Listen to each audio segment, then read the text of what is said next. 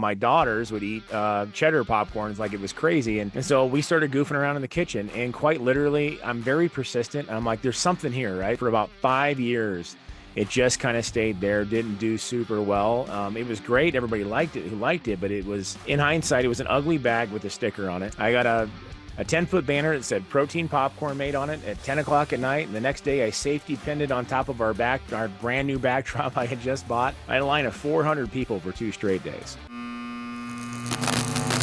Hey there, and welcome to another episode of the Jack Bosch Show, where we talk about all things real estate, entrepreneurship, and finance. And today we're hitting hard into the entrepreneurship direction because my guest, Tim Rexius, has actually built not just one company, not just 2 companies, but actually 4 companies. And one of them is up 17,000 or something percent in the last year, a couple of years. So I'll have him talk about that. Welcome to the show, Tim. How are you? Good. Thanks for having me. Super excited to be here. Wonderful. So first of all, let's talk about your fastest growing company right now, which is Omaha Protein Popcorn. Tell us about what that is, how did that come to be, and then we'll talk about you and how you got into this space a little bit later. Well, the protein popcorn kind of started as a gag about 7-8 years ago in our kitchen, and my wife is a phenomenal cook, but we have 6 kids.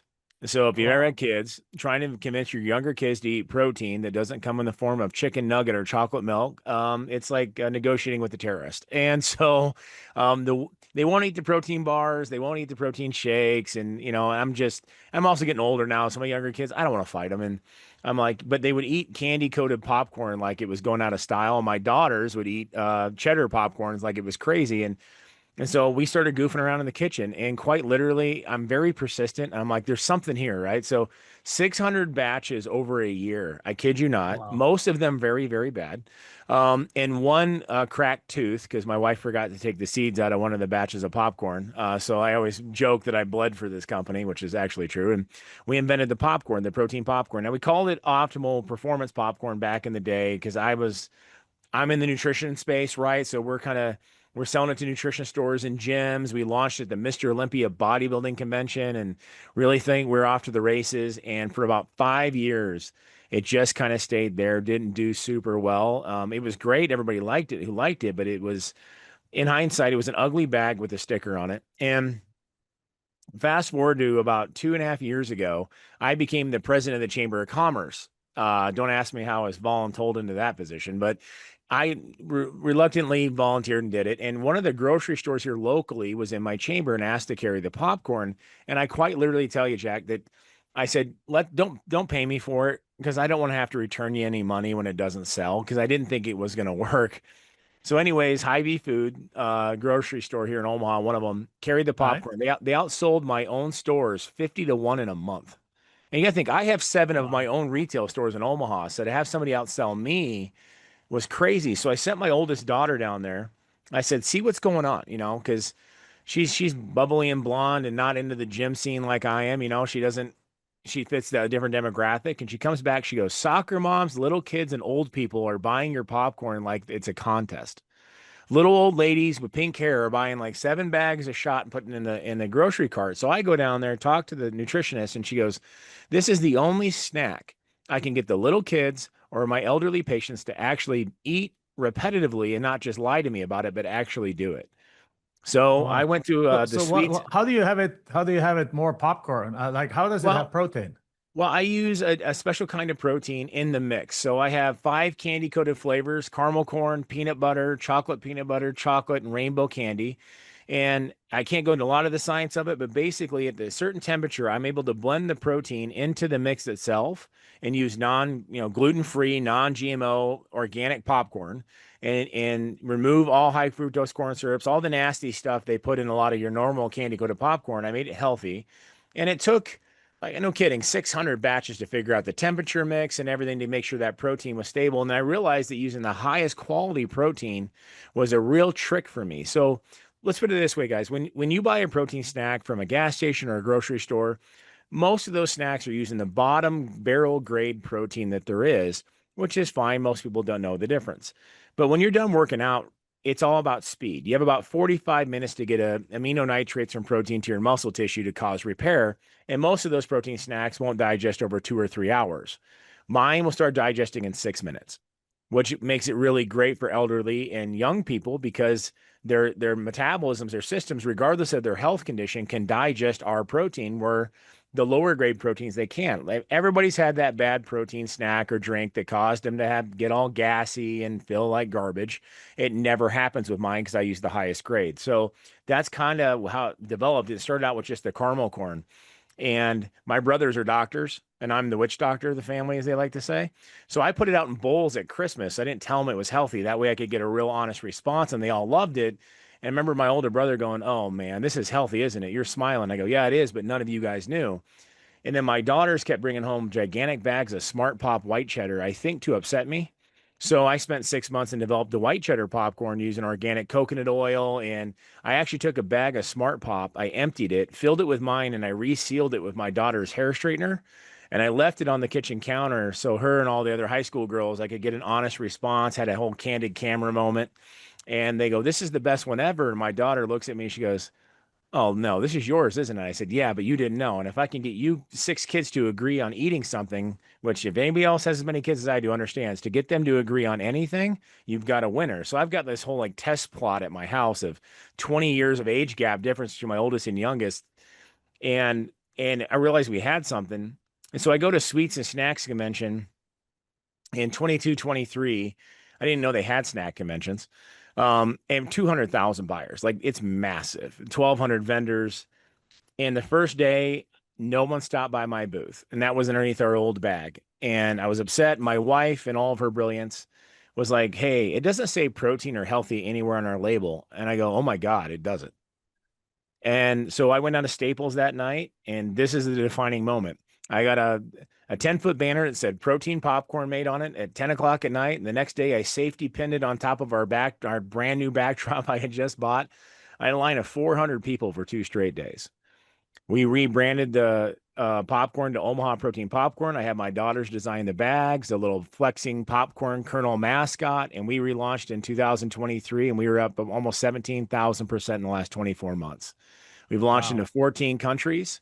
We're now producing the bags in 3 different languages. This year we've launched into about 25,000 gas stations across the United States alone, and their velocity rate is higher than anybody. And that was just a test in gas stations a year ago to see if it would work, because that's the ultimate spot, right? Everybody, young, old, in shape, not in shape, they all go to the gas station. So if it works there, Right. it's the biggest sales channel in the world is actually gas stations.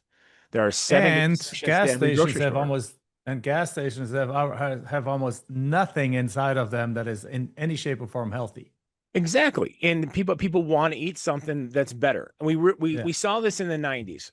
And I'm a big history buff. So I always like to see like what are the giants of industries do? And back in the 90s, you'll remember that it was heart health. Cheerios, Circle K started putting a heart symbol in the corner of the box. Didn't do Horrible. anything different to their formula, but their sales went up 600% because people were like, "Oh, I have a choice between this and that. I'll choose the one that's going to, still taste good, but it may be a little bit better for me." And that's what I wanted. It's not the perfect snack. No, I didn't make it perfect for the bodybuilders. I made it so that the average person, the 95% of the population that's deficient in protein, would actually want to eat it. And what I've discovered as I got to go to Dubai, I represented the Made in America initiative last year with our popcorn, got to meet 67 countries worth of buyers from the Middle East, is that popcorn is the number one confectionery snack item in the world in every country. And protein is something that people desperately need, especially the elderly, especially the kids. And it actually tastes good. Nobody would know it's healthy if we didn't tell them. That's our famous slogan. And I've gone through thousands of people and nobody can taste the protein. It's 100% flavorless.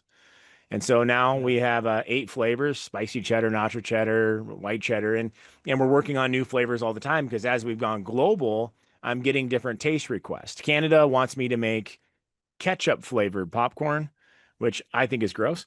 But ketchup flavored chips is the number one selling chip in Canada. So I told them, I'm like, well, I mean, if you guys That want is it. the weirdest thing. It's the same thing in Europe. I go to, I'm from Germany, obviously, but when we go to Europe, we always like sometimes I'm a very southern border of Germany, almost in Switzerland. I'm like my hometown is 10 Yeah. miles from Switzerland.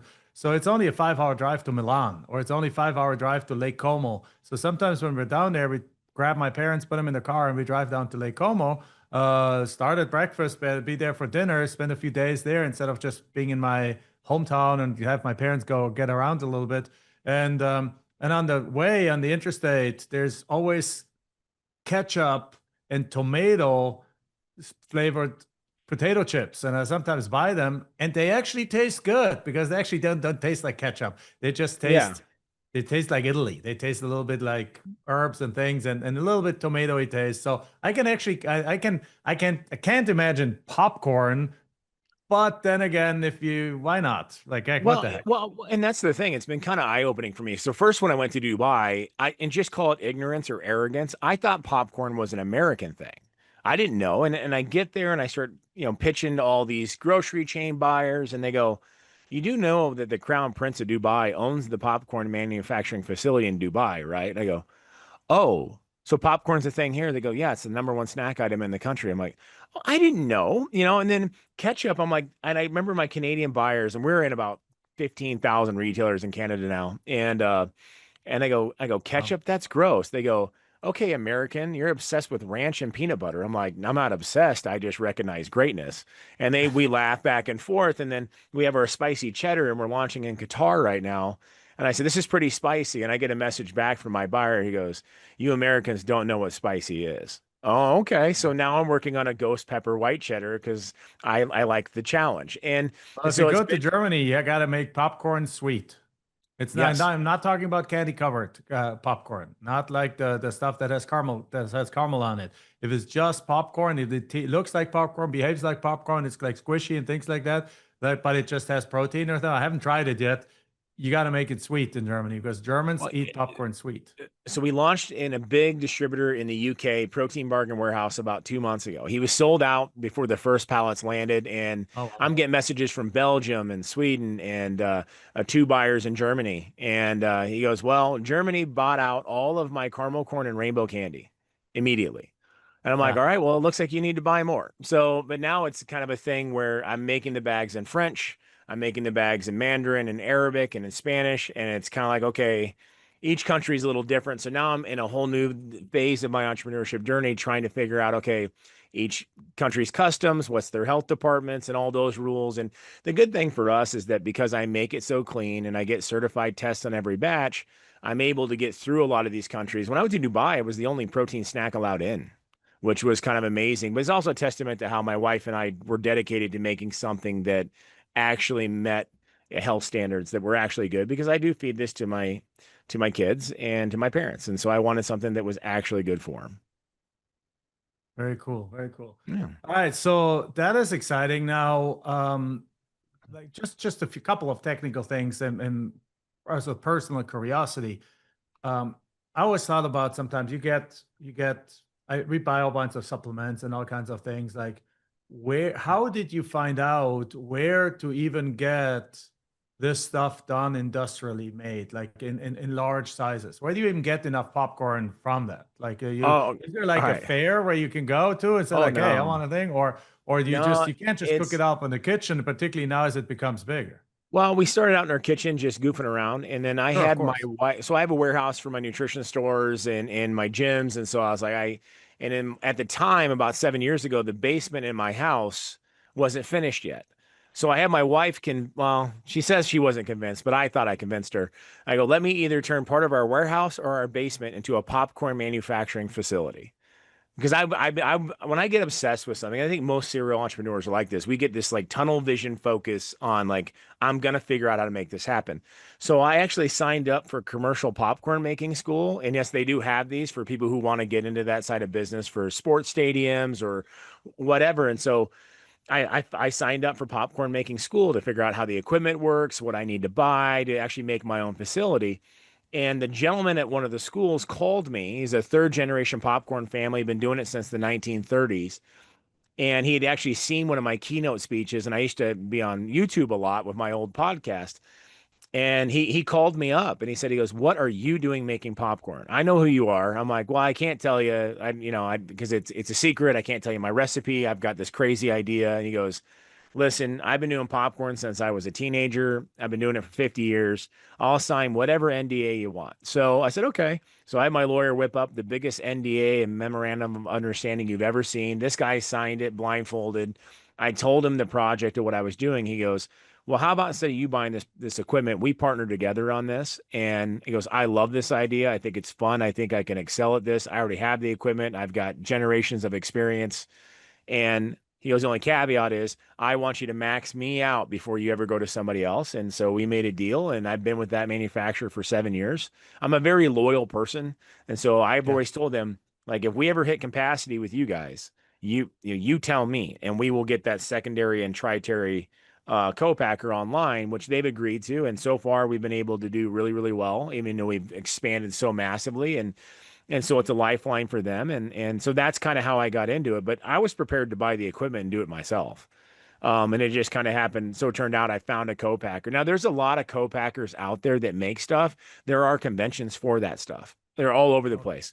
If I if see. if anybody wants to get Oh, into like making snacks or making anything really, just follow the Las Vegas, Nevada calendar for conventions.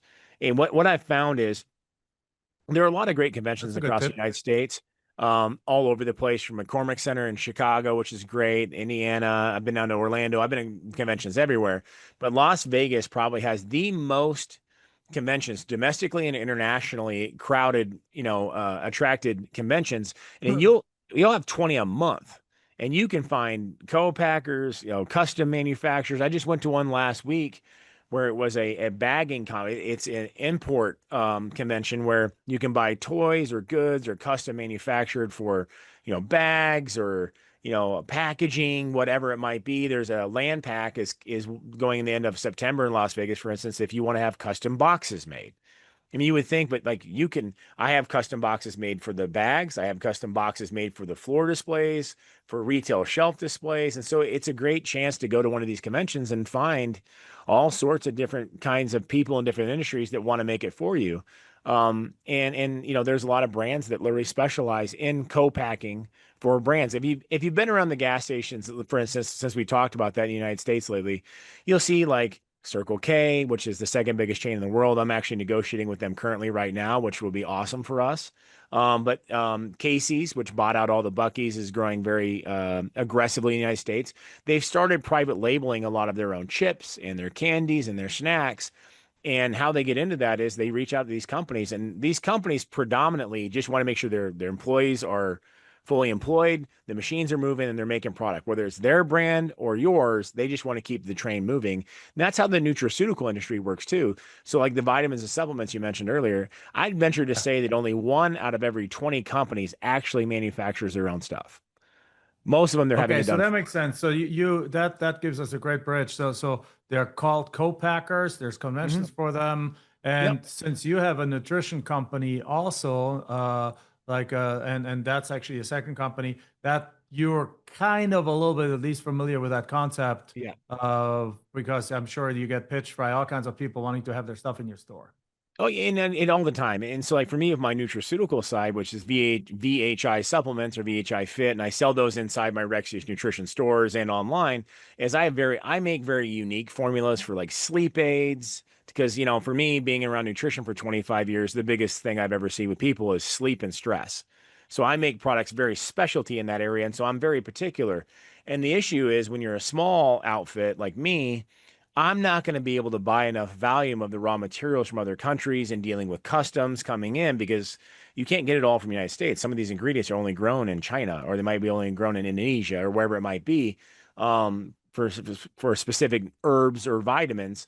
So you need these co-packers and their buying ability to really get the kind of quality and raw materials you want in anyways. And so we've been able to do that. And I use four different private manufacturers or co-packers in the nutraceutical side of things when it comes to my formulas. I've got a guy that specializes in powders. So he makes my protein powders, my energy powders. I have a guy that specializes in capsule products.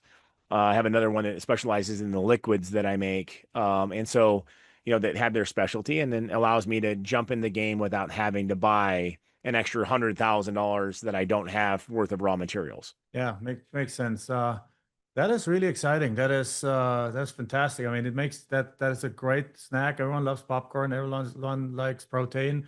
It's a great combination. On top of it, it's healthy. It's not full of fat. It's not full of all kinds of other stuff. That's really cool. And it looks like main reason for exploding is because you were able to connect to these large companies at these big conventions by having the right marketing. And that's an interesting part that you Yeah. mentioned. We kind of flew over that branding and having the right brand promise is really, really important because you had something, nobody showed up. The moment you put protein popcorn on there, you had 400 people on there. That's, I Yeah. think, one of the key lessons for everyone. Like the product can be as good as you want it to be, but if the market doesn't understand what's the benefit, the market Mhm. just doesn't show up. But the moment you can clearly articulate the benefit, you were able to do that with the word protein popcorn, and that makes perfect sense. It's a perfect description. Everyone and their brother wanted it. Oh, That is and that's the thing, right? In the first 5 years, where he goes, "What's the mistake you made?" And I said, the mistake I made as I marketed it to me. I'm an old school lifter. I own 3 gyms. Like, this is me. But then, for 5 years of kind of squandering, the bag was ugly. It wasn't pretty. The name wasn't correct. All of it was bad. The product was great, but just the package it came in, the name and the marketing trend at that time was bad. And I had to sit back and realize that I haven't gone grocery shopping in 10 years. Like, literally, my wife won't let me go because I'll buy the off-brand, I'll buy cheap, and I'll buy it in bulk because I'm cheap. And when you have 6 kids, you've learned how to, hang out on a budget and realize that my wife and my 3 daughters, the amount of packages that show up at my house from Amazon, TikTok, Instagram, Facebook, whatever it might be, I'm like, I am marketing this to the wrong people. Like, my daughters, God love them dearly, but they think a credit card limit is a challenge. I'm like, and they buy all this weird stuff. I'm like, okay, so I had them design the bags. What do you guys think looks pretty? What is, aesthetically pleasing? What's fun? Let's, what's going to get the kids? What would make my 6-year-old and my 12-year-old want to buy it? So, and we kind of went through this whole change. And by marketing it to the different demographic, um, like my wife, like, God love her, with a house my size, she buys everything, including my stuff.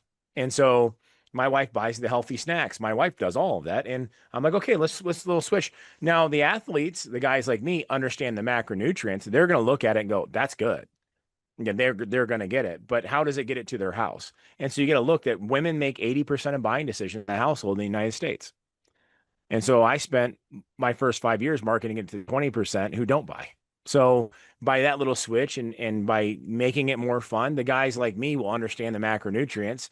I got to make the product look fun and packaging and healthy. And now it's more or less a challenge of, okay, some of them have sugar, some of them don't, some of them have fat, some of them don't, because I built them as pre-workout and post-workout snacks. And so educating the population on macronutrients, like, what do you want post-workout? What do you want pre-workout?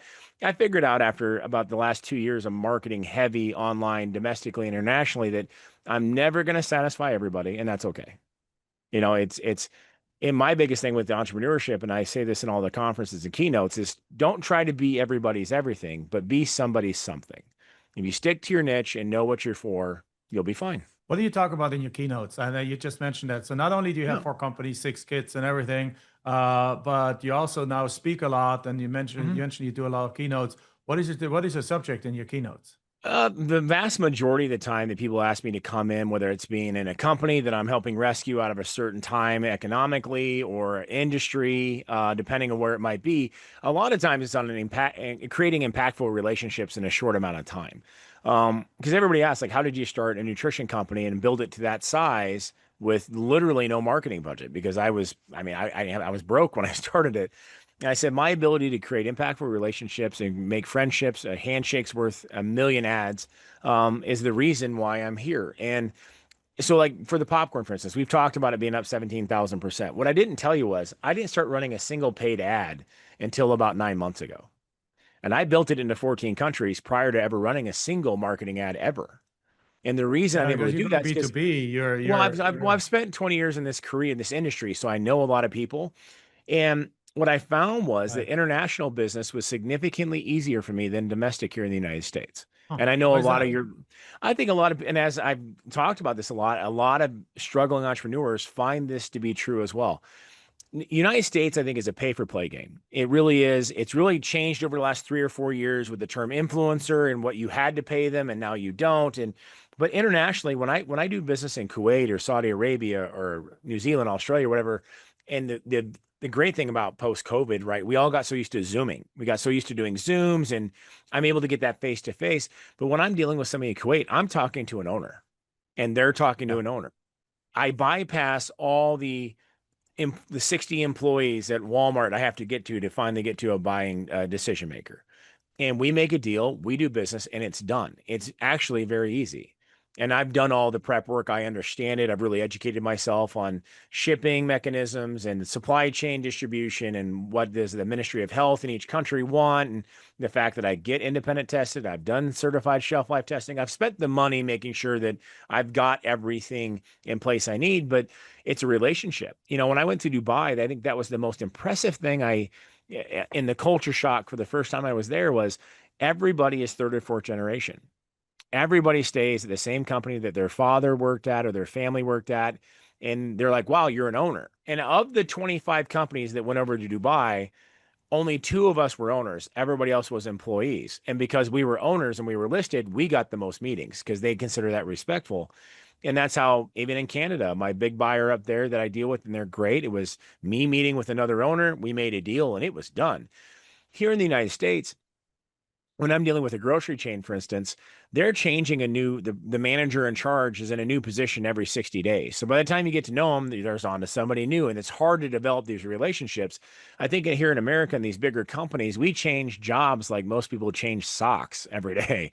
They're, And when you mention is pay to play, I mean that is a big deal because if you have valuable retail space, companies will pay you more probably just to have their product in there than the grocery store makes selling the product.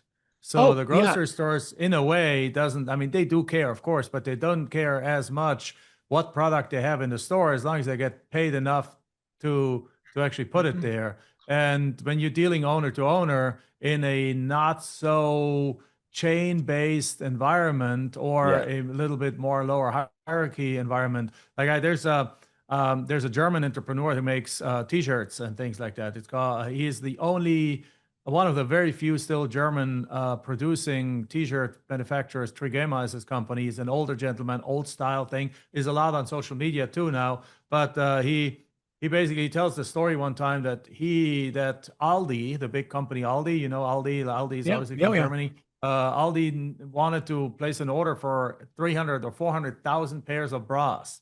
And so he saw that, and as the old style owner, he went to meet the person at Aldi, and he was the only one that showed up as the owner, versus everyone else sent their some kind of a sales guy to it.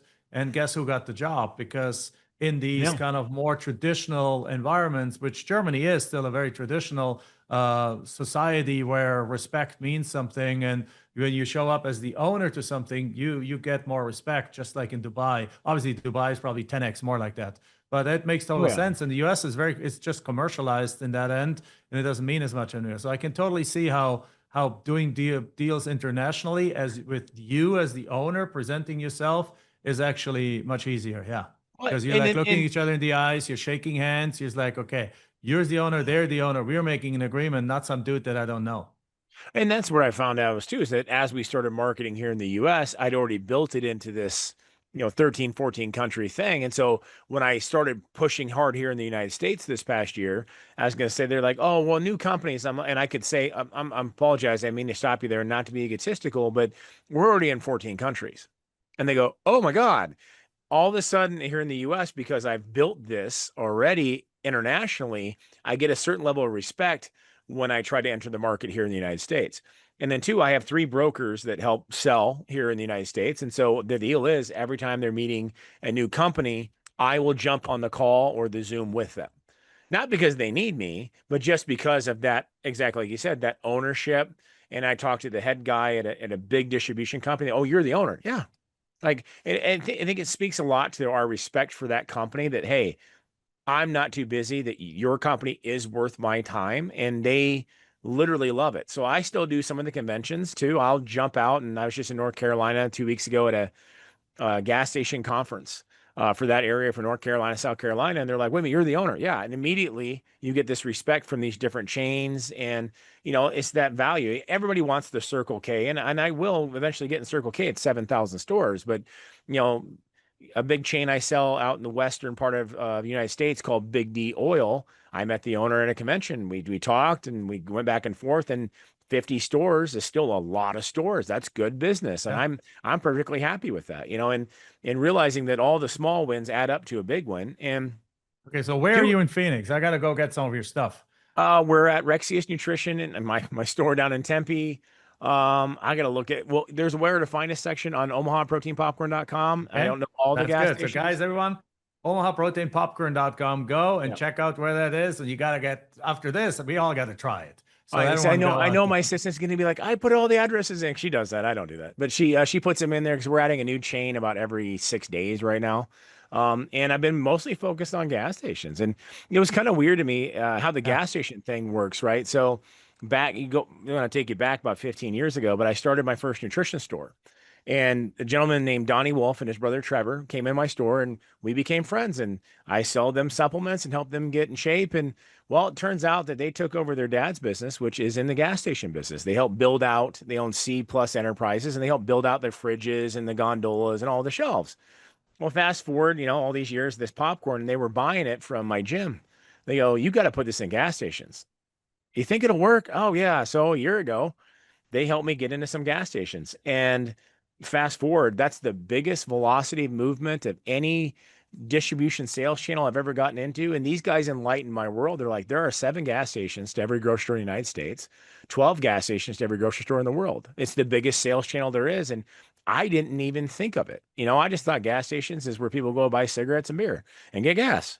But I realized that every time I'm with my kids and we're on a road trip, I'm dropping like $70 on snacks just to keep them quiet in my car. So, and there, I don't ask what the price is in a gas station either. There's no price sensitivity. It's all about Yeah. convenience. And Yeah. and so yeah, because of these two gentlemen, because of a relationship I made 15 years ago, is leading into millions of dollars worth of sales for me just because, an owner helped out another owner, meet another owner. And that's the best thing. And it's been fun that way.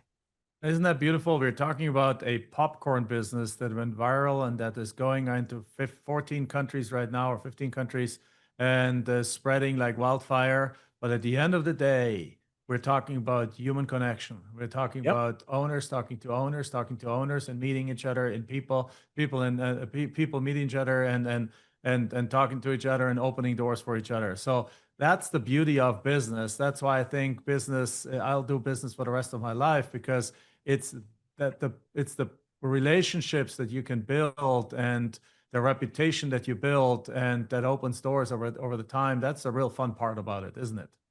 Oh, it's the best. I had to train a new manager at one of my retail stores yesterday, and I don't go in the retail stores very often anymore because I have work to do, and I'll end up talking to customers for 5 hours. And next thing you know, I have to work till midnight to catch up because I talk too much.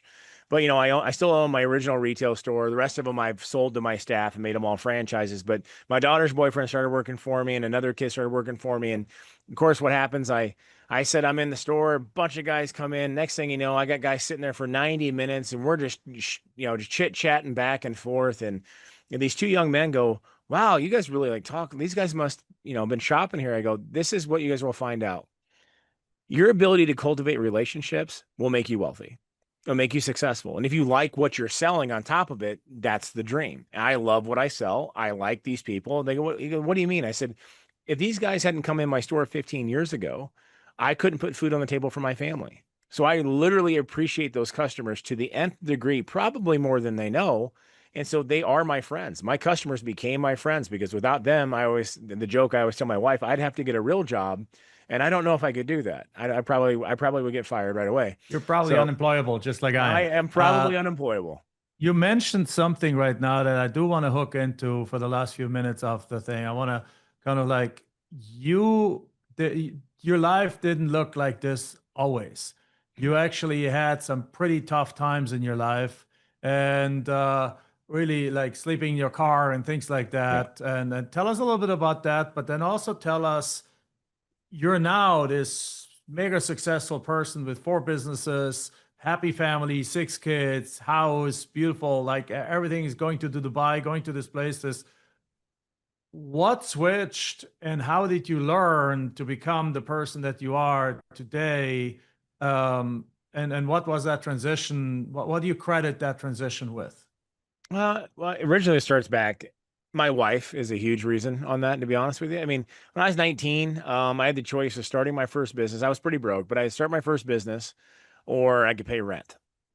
And I was, it's Nebraska. How bad can it be? So I ended up starting my first lawn mowing business when I was 19, and I slept in my Oldsmobile. And I made some bad financial choices with very little money, and I didn't have any family money, and I couldn't go home. So it was my parents, God love them. It was great. When you're out, you're out. Figure it out. And there's no safety net. And I think that was a great lesson for me to learn.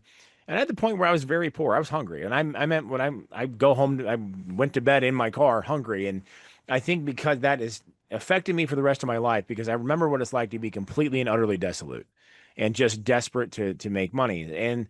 And so fast forward when I started my first retail business, I take this same adage and I explain this to my staff, because a lot of kids have never had to experience that. And I said, understand if you took every dime in your bank account and you put it on the four walls of this retail business, and you not only need to sell the stuff in this store to eat tonight, but you need to make sure that customer is so happy to come back a second and third time so you can eat next month and pay your bills and your kids can eat.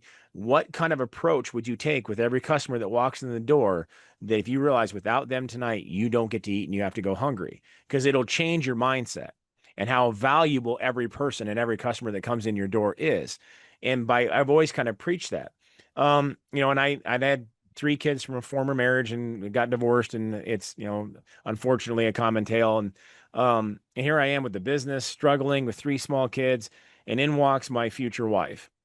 And Brittany is absolutely amazing. When they say your better half, this isn't even a joke. I mean, she's not only smarter than I am, she's significantly better looking than me. And so I told her everybody thinks I'm either rich or really funny because they don't understand why you're with me. But as soon as I met her, Rexius Nutrition, the stores, we had a couple stores at the time. Within 1 year, we spread to 5 states in 1 year.